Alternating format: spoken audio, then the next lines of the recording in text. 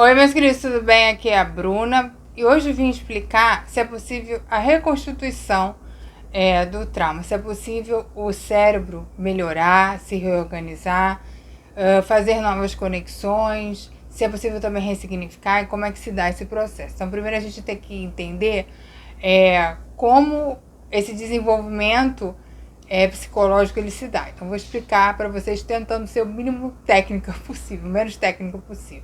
Essa sugestão foi da minha cliente, falou assim: Bruno, como é que a gente se recupera do trauma? Então, vou explicar para vocês. A gente tem que entender que, assim como o corpo, o desenvolvimento emocional ele tem etapas e também uma maturação, né?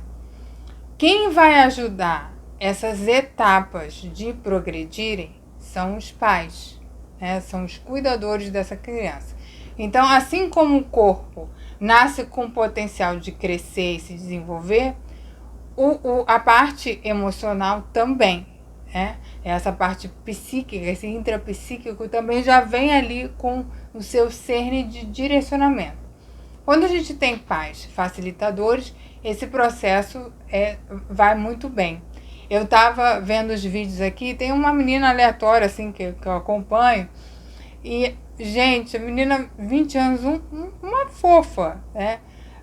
Claro que pode ter muitas questões ali, mas você vê que tem uma maturidade emocional naquilo que ela fala, ela está ancorada, né?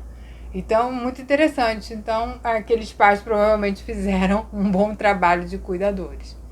Quando a gente... Então, deixa eu organizar o pensamento. Então, você tem uma curva que é assim, certo? Ela vai crescer normalmente com esse ambiente facilitador, esse ambiente que vai facilitar esse processo.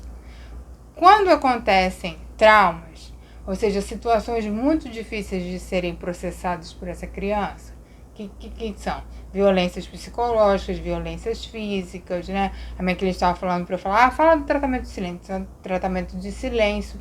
A sensação para a criança é que ela vai desintegrar. A gente chama isso de angústia arcaica. Ou seja, há uma ameaça física. Porque a criança ela precisa do emocional, né, desse apoio emocional junto com os cuidados físicos. São necessidades assim, que precisam ser feitas. Não é que é possível só fazer os cuidados físicos sem nutrir a parte emocional. Para o desenvolvimento infantil não funciona dessa maneira, não tem essa divisão. Para o adulto já é difícil, imagina para a criança.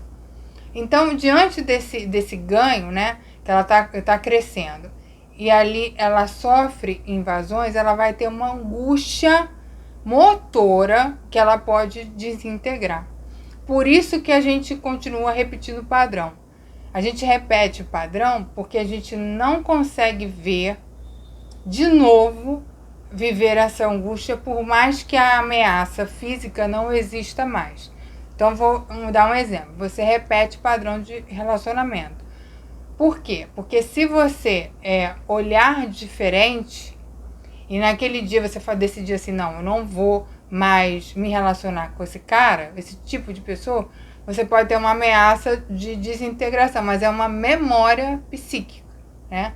Você está adulto, você está aqui, não vai sofrer mais essa situação, mas a memória ela fica ativa. Então, o enfrentamento do trauma, né, é você de novo na terapia passar por situações e o terapeuta, né, ser a mãe suficientemente boa, que a sua mãe não pôde ser, claro, com todos as interfaces da clínica, né, tudo muito bem ancorado ali, com os limites nesse sentido, mas há uma transferência nesse sentido. Geralmente as pessoas procuram a mãe, mesmo que inconscientemente ali na terapia, pelo menos quem trabalha com Winnicott, como eu trabalho, os pacientes têm essa relação, né?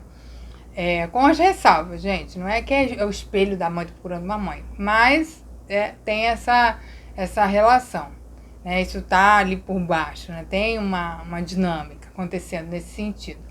Então, a gente vai ajustando aquela situação que você não está conseguindo ver, a gente vai dando informações, questionamentos, incitando vocês a falarem, reflexões, para vocês conseguirem se regulando diante daquele padrão que você sabe que você vai repetir, ou que você não vê uma saída, né? Ah, eu não vejo uma saída financeira, não vejo uma saída para ter amigos. Então a gente vai... Ah, mas qual foi a situação? Você lembra de alguma situação? O que aconteceu? Qual foi a primeira vez? A gente faz as perguntas pertinentes na clínica para você conseguir falar, e aí você vai acessando esses conteúdos inconscientes e você pode ter uma abreação, como a gente chama, né? Que é uma situação que você consegue ter clareza do que aconteceu e o medo que aquilo aconteça de novo. E aí o terapeuta vai corregular. Pelo menos é assim que eu trabalho, né?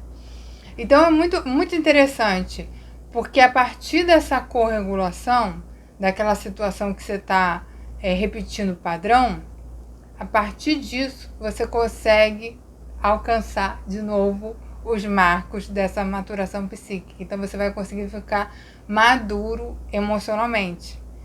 Então é um processo assim muito maravilhoso, que você vai conseguindo dar essa nutrição para casos mais difíceis. Estou falando aqui de casos bem difíceis, tá, gente? Porque eu sempre trabalhei com casos mais difíceis. Então, a gente vai dando esse lastro, né? E vocês vão ganhando esse lastro emocional. Então, feridas antigas infantis, elas podem ser revisitadas, né? Elas podem ser olhadas e você vai dar uma conclusão. E essa conclusão não pode ser nunca do terapeuta, tem que ser sua, né? A gente vai dando ali todo o suporte emocional para você se ancorar e você ter a sua solução. Você vai tirar uma lição daquilo ali. E o que é interessante do trauma, eu acho, é que a gente acredita que a gente perde, né? Que a gente vai perder a gente perdeu algo. E na verdade, o nosso caminho no ético, a nossa inscrição original, ela tá ali. E ela pode ser recuperada, né? Mas tem esses enfrentamentos, as aberrações, as tomadas de decisões para você não repetir. Eu não quero mais essa pessoa, então não vou atrás dela, né? Não vou ligar para esse ficante que sempre me enrola. Tu sabe, tem freio ali, né, que é um condicionamento que você sabe que aquilo vai te levar para um buraco se você agir assim. Então você consegue ter um ganho de consciência e mais força para não repetir o padrão.